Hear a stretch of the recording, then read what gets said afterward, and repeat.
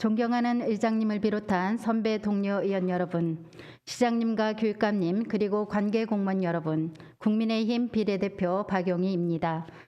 저는 오늘 5분 자유 발언을 통해 주민 안전을 심각하게 위협하는 1급 발암물질이 배출되는 아스콘 업체 관리 감독 강화를 촉구하고자 합니다.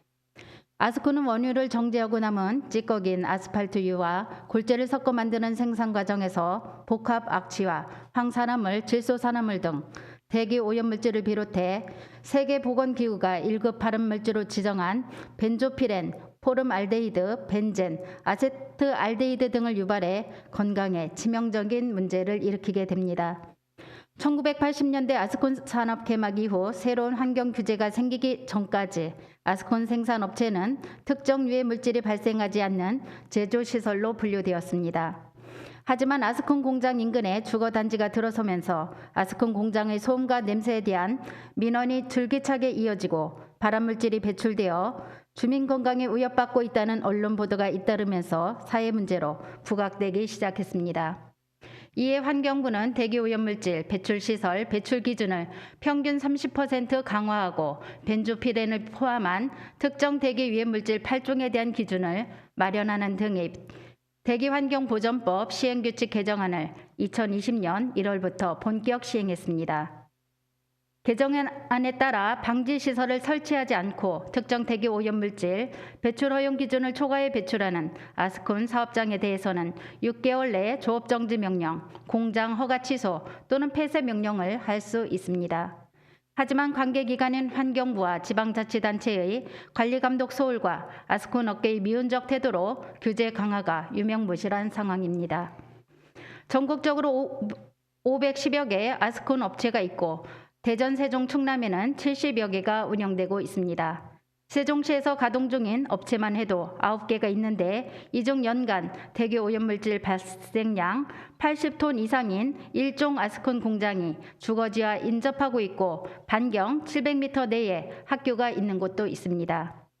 신설 시행규칙이 시행된 지 벌써 2년여가 지났고 세종시 아스콘 업체 대부분이 계획관리 지역에 위치해 있어 강화된 기준에 맞는 관리 감독이 필요하지만 지도 점검과 단속 현황이 전무한 실정입니다. 세종시는 검사 장비 부족, 아스콘 공장의 검사 기피 등을 이유로 들고 있지만 악취와 대기오염물질의 무방비 상태인 주민 건강을 생각한다면 더 이상 지켜볼 수만은 없습니다. 먼저 특정 대기 유해물질 8종에 대한 측정과 검증이 필요한 만큼 전수검사를 실시해야 합니다. 세종시가 내년 상반기에 우선적으로 4종에 대해 검사 계획을 갖고 있지만 여기에 그치지 않고 8종 전체를 검사 완료하고 주민의 알 권리 충족을 위해 결과를 공개해야 합니다.